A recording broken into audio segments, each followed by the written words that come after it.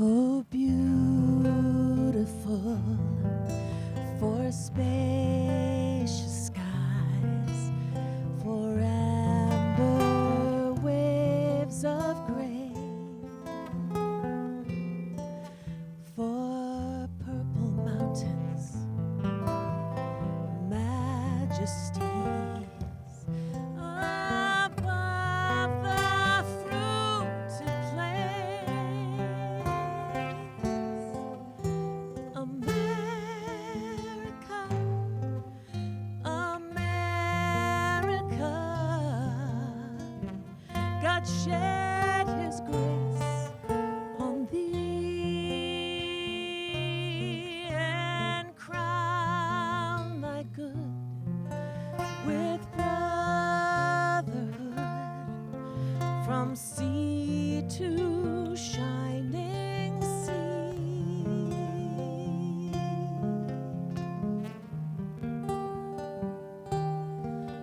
Oh, beautiful for patriot streams that see beyond the years, and alabaster cities gleam undimmed by human tears. America, America, God shed His grace on thee and crown thy good with brotherhood from sea to shining sea,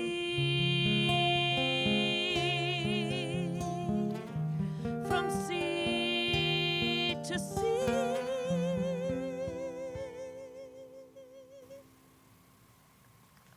Thank you. It's my honor to be here with all of you again this year on this very somber and sad occasion.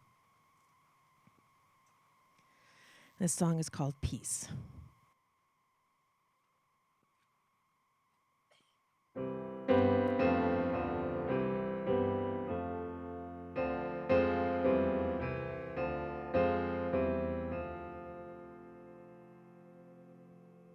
I have come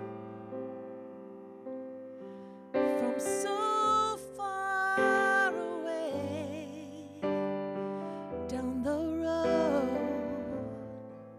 of my own mistakes, in the hope you can hear me pray.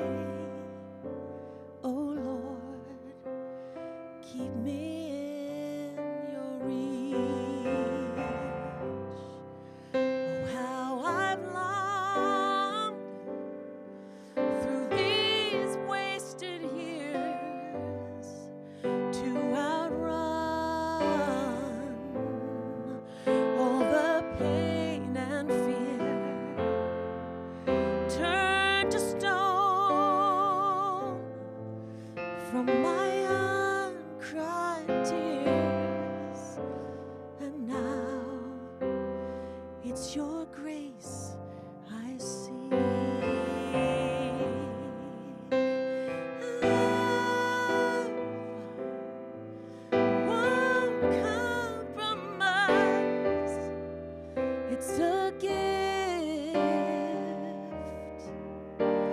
it's a sacrifice, my soul renewed and my spirit free. With you I found my peace. Oh, wondrous child, of whom the angels sing, feel my joy, know my suffering, shining star. Let this light you bring be so bright that I may believe, and my way will not be lost from now on till that river's crossed, my soul renewed. When we all are free, it's then I'll find my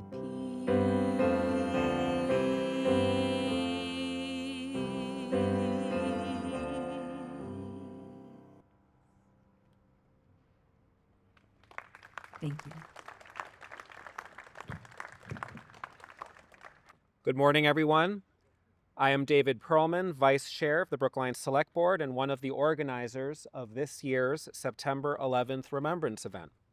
Thank you for joining us either here in person or virtually through the Brookline Interactive Group YouTube channel, which will be carrying both this event and related remembrances throughout the day. This morning's program will begin with some of my own remarks, followed by a reading of the names of those with Brookline connections who perished in the attacks of 9/11. We will then hear from State Senator Cynthia Cream, District Attorney Michael Morrissey, State Representative Tommy Vitolo, State Representative Bill McGregor, and Brookline Police Deputy Superintendent Russ O'Neill. Musical accompaniment will be provided by Tracy Clark, whom we just heard from singing quite beautifully, and John Bassett, who will perform taps. By 9:45, Brookline Fire Chief John Sullivan, who's here with us today, will begin the fire department's solemn remembrance ceremony. It will include a moment of silence in remembrance of the firefighters who died on September 11th. Let me recognize some of the individuals who are here in the audience. First, I'd like to recognize some of our elected officials who I did not already mention who will be speaking. We have State Representative Greg Schwartz. Thank you for being here.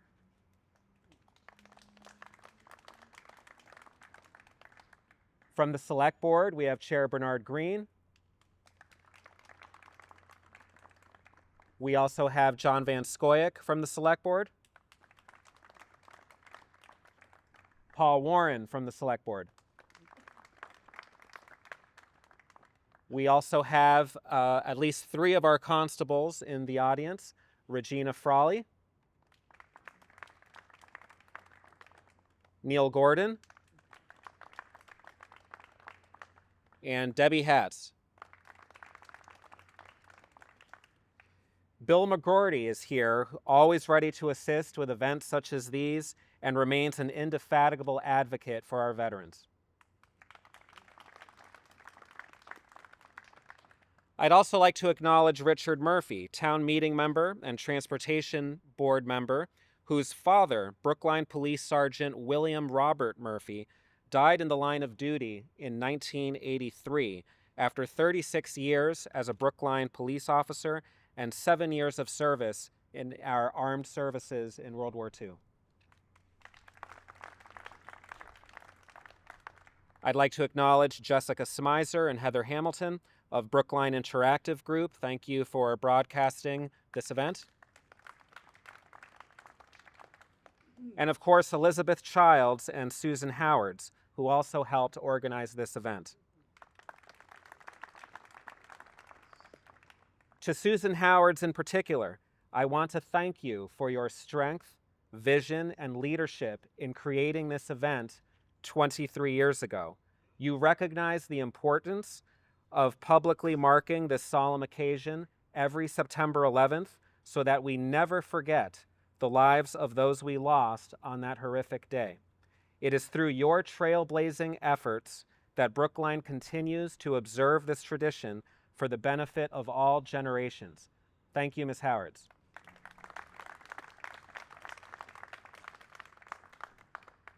The purpose of today's gathering is to pause and reflect on the tragic events of September 11th, 2001, to honor the 2,996 lives that were lost on that day, to acknowledge the many more who were directly or indirectly impacted physically and or psychologically, and to recall the 8 individuals with Brookline connections whom we also lost on that day.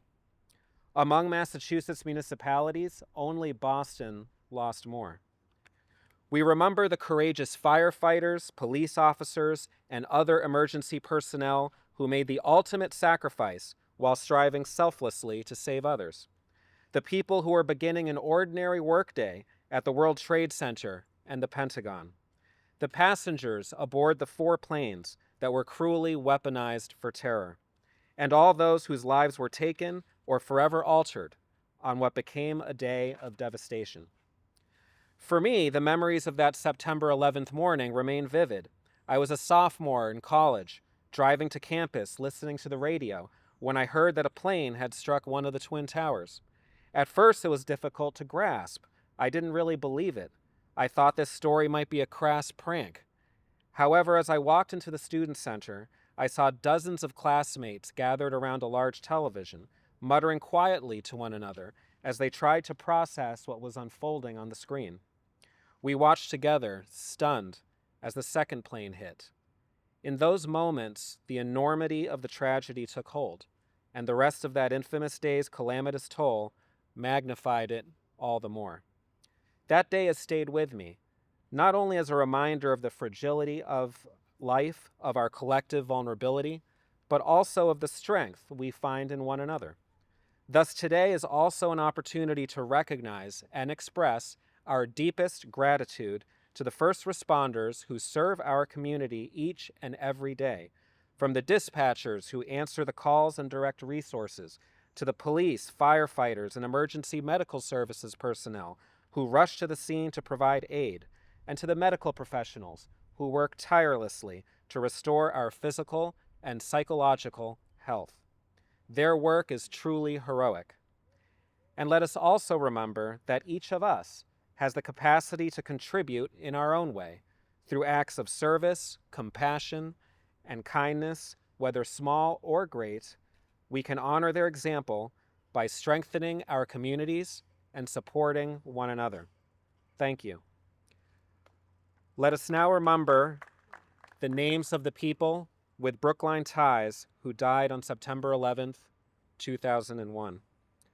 Christine Barbuto, a Brookline resident and a buyer for the TJX companies. Lisa Gordonstein, a Brookline High School graduate from 1977. She was an assistant vice president and merchandise manager of the TJX companies and the granddaughter of Lillian Reinhardt of Brookline.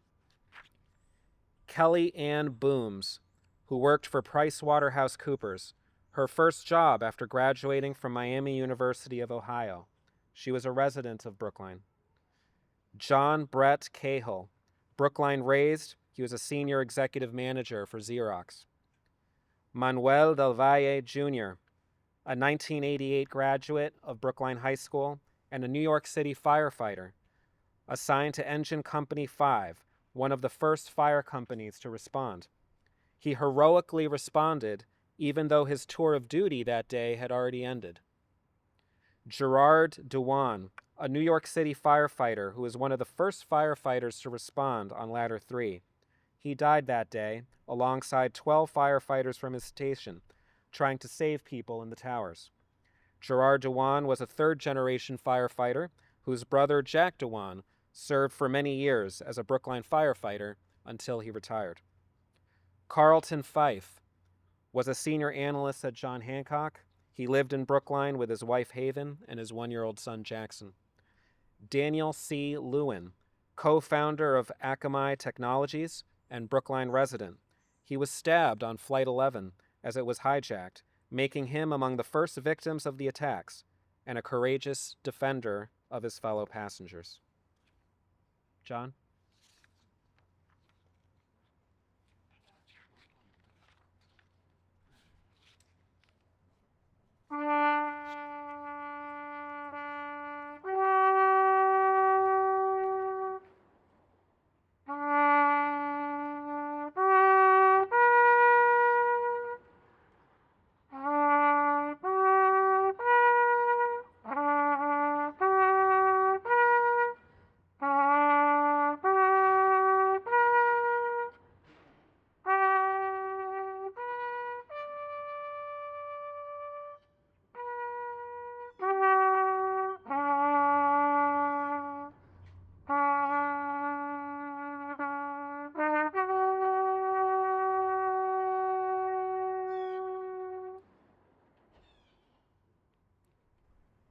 Thank you. And now we will introduce the first of our speakers, Senator Cynthia Cream.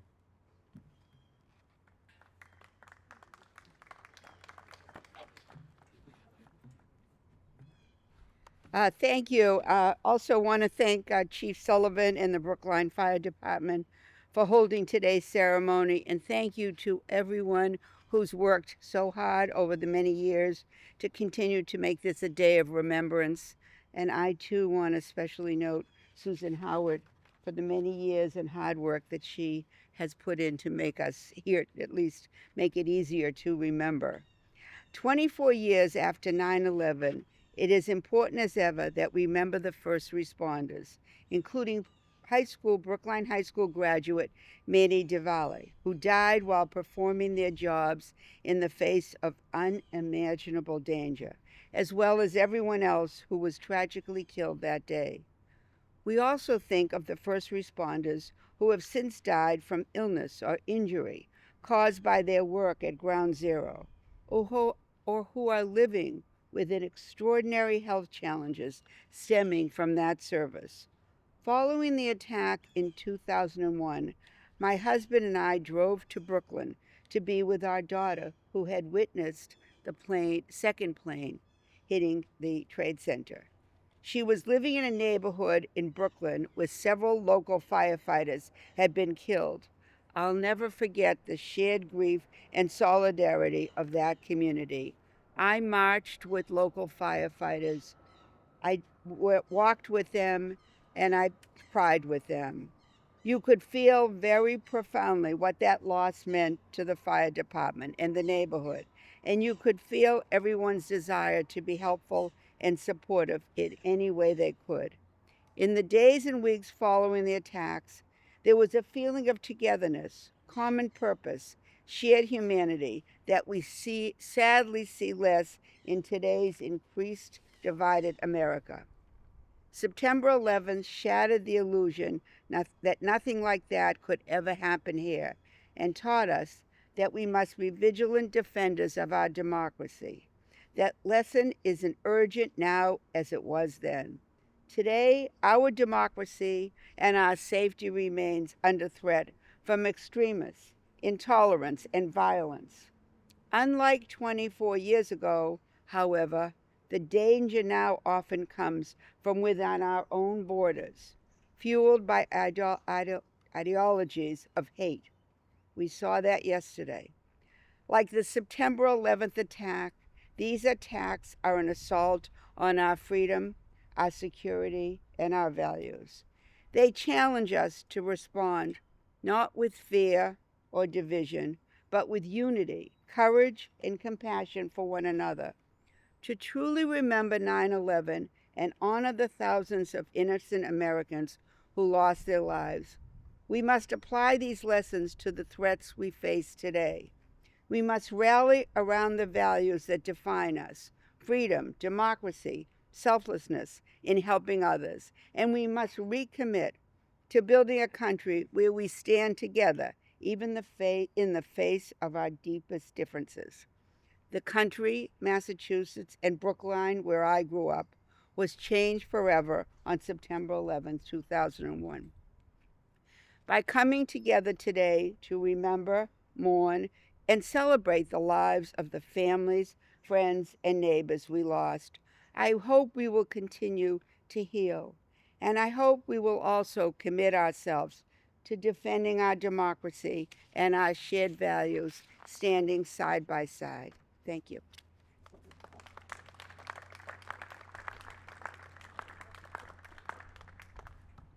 Thank you, Senator Cream. And we will now hear from District Attorney Michael Morrissey. Thank you, David. To my friends in the public safety community, my colleagues in government and the legislature, it's a pleasure to be here. Not many people probably remember 9/11/2001 was actually an election day. I was on the ballot. It was a day just like today. In fact, it was probably just a little nicer, a little warmer. It was a clear summer day with warmer than average temperatures 24 years ago on September 11th, when the nation was jolted by the terror attacks. A painful memory that reverberates today as we mourn those who were lost and honor the brave first responders who answered the last call. Well, so much time has passed, the older among us still vividly remember where we were that fateful day when the plane struck the Twin Towers of the World Trade Center in New York and the Pentagon. We also remember the bravery of the passengers on the fourth hijacked jet that became aware of the attacks and fought back before crashing into an empty field in western Pennsylvania, including one of your own Brookline residents on that plane. The plane had been headed towards the Capitol in Washington, D.C., but the actions of those passengers prevented another attack. Almost 3,000 people perished that day, the deadliest terrorist attack in American history, as well as the deadliest incident for first responders, with 343 firefighters and 72 police officers losing their lives in the performance of their duty. The attacks also injured thousands that day, and over 1,000 people have died since that time in the years following due to the health effects from exposure to toxins from Ground Zero. The attacks also struck home to people like me, claiming lives, 206 people from Massachusetts, 8 from Brookline, but they also included some people that I knew personally. 42-year-old Jeffrey Coombs from Abington. I was a senator in Abington at that time, a father of 3, and Susan McElhaney McKay, a North Quincy native and a mother of 2 who grew up with my brothers and sisters at the local yacht club. Coombs was a financial executive, and McKay, as talk about losses for company, TJ Maxx, she was a vice president of an apparel retailer at TJ Maxx, traveling on business trips on American Airlines Flight 11 when the hijackers flew the plane into the North Tower at 8:46 a.m. 24 years may seem like a long time, but for the families of those who lost loved ones and had their hearts shattered, it must seem like just yesterday. We can only wonder what their lives would have been like had they been able to watch their children age, graduate from school, and get married. How much joy they would have felt growing old enough to spoil their grandchildren. We cannot erase the pain of those left behind, but we can admire their resilience and their resolve at how they've carried on with love and respect of their families and communities. As Jeff's widow, Christy, once said, we honor them by remembering them. May we have comfort in the warm memory in the loved ones who passed away. Remember the loss and the lessons we learned.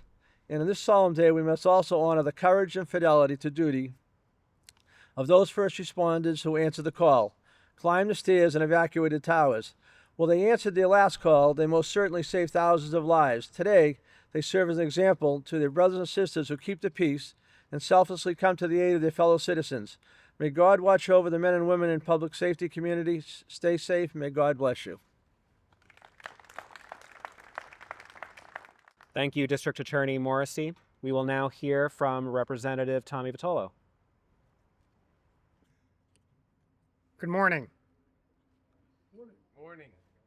Good morning.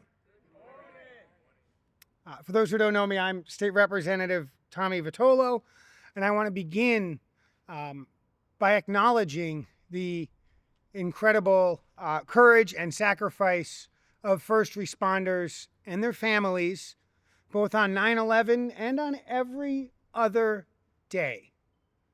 And I want to just let that sit there for a minute, because the rest of my ramblings are not about that. And in case the rest of my ramblings aren't your cup of meat, I want to make sure that that is heard and received. So I was born in 78. I was just about 23 on 9/11. And growing up in the 80s, every year, sometime after Thanksgiving, silver and white-haired folks would always mention Pearl Harbor Day on, it turns out, December 7th every year. And I didn't get it. I didn't understand why. I knew, even at 7 or 8 years old, that it was part of World War II, and a lot of Americans died in World War II. My grandfather fought in Korea. He survived, but many of his friends did not. My father fought in Vietnam. Some of his friends did not survive. I understood we lost Americans in war, and I didn't understand why these silver-haired folks always mentioned Pearl Harbor Day, a day that otherwise just wasn't on my radar as a kid, but really, frankly, not even on my parents' radar as adults. And I didn't understand that until September 12th, 2001. I didn't understand that until September 12, 2001, that it wasn't about numbers. It was about how every American was so directly impacted. It was also on September 12th, 2001 that I understood why I stopped hearing about Pearl Harbor by then, 10 or 15 years later. It was just no longer the thing that I heard about every December 7th. And so here's what I think. I think that if you're a kid today, little one, in your teens, in your 20s, you don't understand why seniors in the 1980s talked about that day of infamy every December 7th. And I also think that for nearly all of those same people, they don't understand the deep feelings of regret, anxiety, sorrow, fear, anger, confusion of the 9/11 attack, or the even more complex emotions of the days, weeks, and months later, including those already listed, and pride and patriotism and disappointment and oppression and introspection. So what do we do about that, if anything? I think that we, specifically the folks here, must do a better job teaching young people, including those in their 20s, not just school children, about all of the facets of September 11th. Brand new 21st century America, naked in all of its perfection and in all of its warts. The bravery and the bigotry, the patriotism and the pandering, the FDs and the WMDs. About how rescuers found Janelle Guzman McMillan and Sergeant John McLaughlin and Officer William Jimeno in the rubble, and how they also found cancer that would manifest in the years and decades to come. I hope that there are some people here who are interested in teaching the next generation about our day of infamy. And if there are, sign me up to join you. As far as I can tell, we've got a year to figure out how we want to talk about this going forward, and maybe in helping young people better understand, maybe we'll better understand it ourselves. Thank you.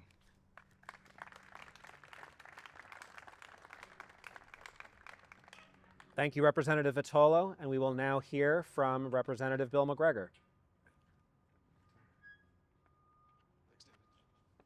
Good morning, everyone.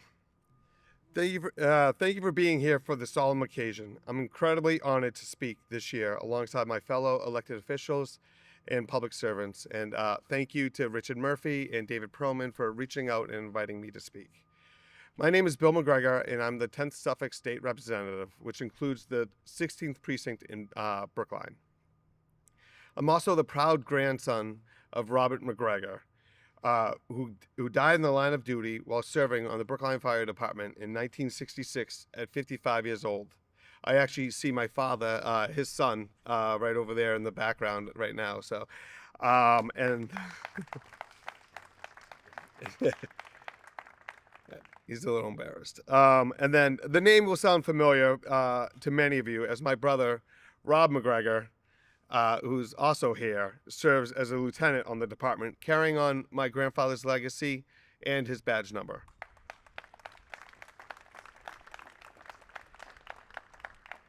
I say this not to just pay respects to my grandfather, whose plaque hangs here at Station 5, but also to say that all my life I've had the privilege of seeing the selflessness and bravery of our firefighters up close.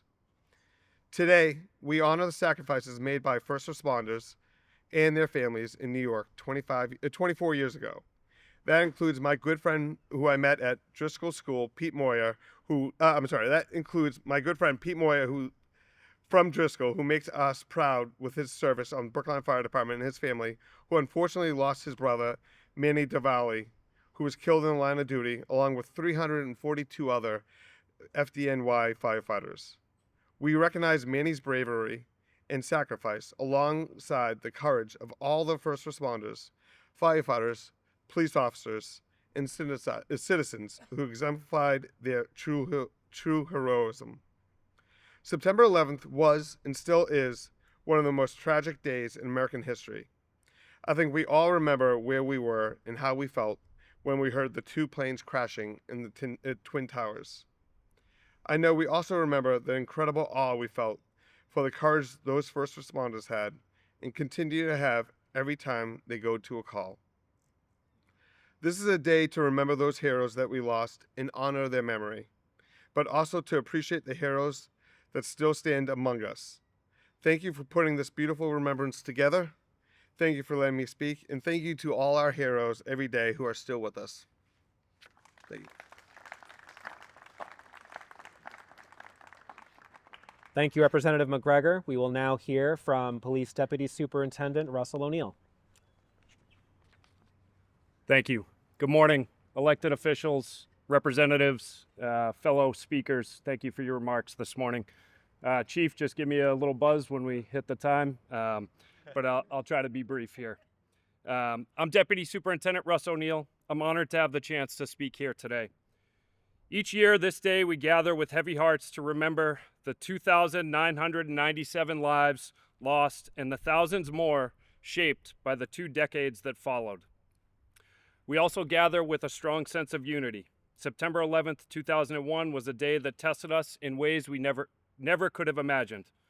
But it was also a day that showed the very best of who we are. I stand before you as a police officer and first responder, a veteran and an American who will never forget. I enlisted in the Army in the year 2000 and completed basic training just about 90 days before September 11th, 2001. I could have never fathomed how one day could change my life and the lives of everyone in this country forever. Like many of you, I remember watching the images of the Twin Towers, and like many of you, I remember feeling a feeling of disbelief. But what has stayed with me most over the years is not the images of destruction. It's the images of selfless courage, the commitment to service before self. I think of police officers in New York City, Port Authority police, and beyond, racing into buildings, clearing hallways, guiding the injured to safety, all while knowing that every second they stayed inside brought greater risk. Many of them never came back out. I think of the firefighters climbing those stairwells, carrying gear that weighed more than 60 pounds, moving against the flow of people rushing down to safety. They didn't hesitate. They didn't stop. They knew the danger, but they also knew their duty. I think of the medical professionals, the EMTs, the paramedics, the doctors, the nurses that experienced and thrived in this country's largest mass casualty event of our generation. And I think of the dispatchers, those unseen heroes. We don't hear their voices in the memorials or see their names on the news so often, but on that day they stayed at their posts. They answered every call. They gave instructions. They calmed terrified voices, and they sent our brothers and sisters into the fight. They carried the weight of knowing what was happening, and they still never broke. That takes a different kind of courage. The quiet, steady courage of someone who knows words can save lives. In the days and weeks after 9/11, something extraordinary happened. This country came together. Lines between police and fire, city and suburb, between civilian and first responder, they blurred. We were one family. We mourned together, we prayed together, and we promised that we would never forget. And that's why we gather here today, to remember, to honor, and to promise, again, to never forget. To the firefighters in the audience, know that as police officers, we admire your bravery. On 9/11, you showed the entire world what it means to lay down your life for a stranger. You are our brothers and sisters in service, and we will never forget the sacrifice so many firefighters made that day. To the coastal ambulance paramedics, I've seen firsthand the amazing work that you do every day. I pray that we never have to perform care on that level here in Brookline or anywhere. But I know that you're the most skilled and professional group capable of the highest level of triage and medical care. To the dispatchers, you're the cornerstone of every emergency response. On that day and on every day since, you've proven that courage doesn't always wear a uniform or carry a badge. Sometimes it sits behind a telephone and a radio, steady and unshaken, providing hope and direction in the darkest moments. We see you and we honor you. In our line of work, we're taught to run towards what others run away from. But 9/11 reminds us that running towards danger is not just part of the job. It's an act of love. Love for community, love for country, love for people we may never meet. So let us carry that forward. Let us live lives worthy of the sacrifice we remember today. Let us serve with the same courage as those who climbed the stairs, who answered the calls, who rushed into the unknown. We don't know what tomorrow holds, but I know that we will be ready for it. May God bless the fallen, their families, and those still serving. May God continue to bless the United States of America. Never forget.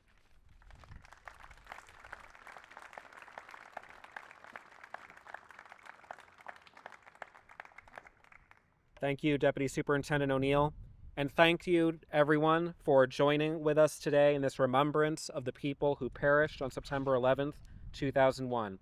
We must never forget the thousands who died, including our neighbors, nor the selfless sacrifices of our first responders. May they all be immortalized, not just by their contemporaries, but for generations to come. Thank you.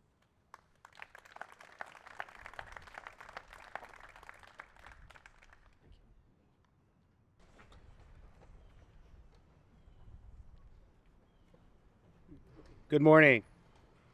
My name is John Sullivan. I'm the fire chief in here at Brookline, and I thank you for being here today to be with us to commemorate the sacrifices of all of those who perished on 9/11, from the families who have had to live with that tragedy now for 24 years, to my brother and sister firefighters, police officers, EMTs, dispatchers. Thank you. Thank you for everything that you do every day. I cannot tell you how much it means to myself to be able to represent you as the fire chief in this community, and I'm in awe of you every day. We will now move forward with our solemn ceremony that is happening across the country, and every fire department across the country at this time. And the ceremony is a brief one. A couple of prayers are read. The flags go up and down, the bell rings, and we will honor those who lost their lives in 9/11 and since that time from cancers and different related diseases associated with their time at Ground Zero. So thank you for being here today. Appreciate it very much.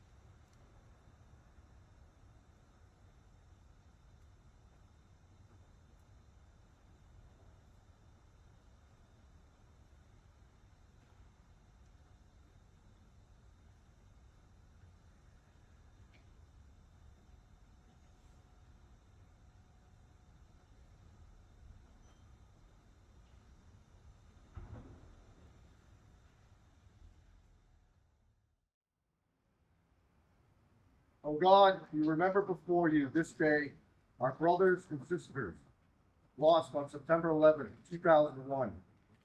We thank you for their example of courage and sacrifice.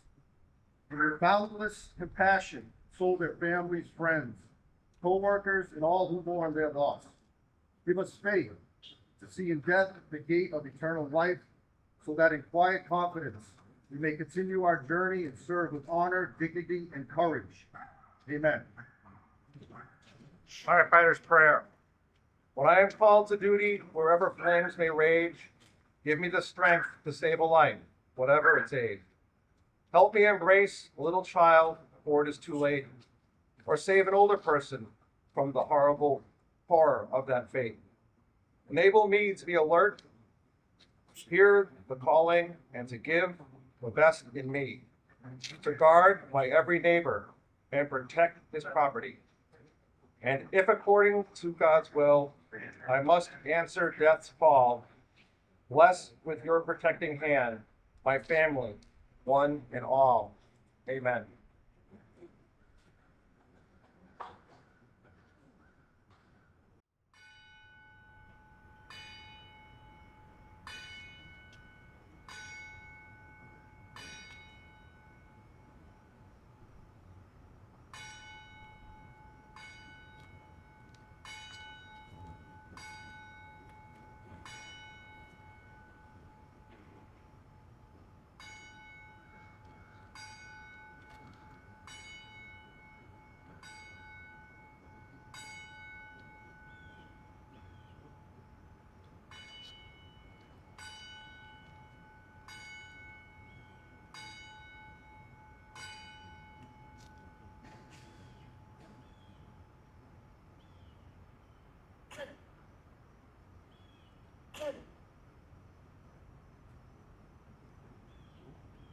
Thank you.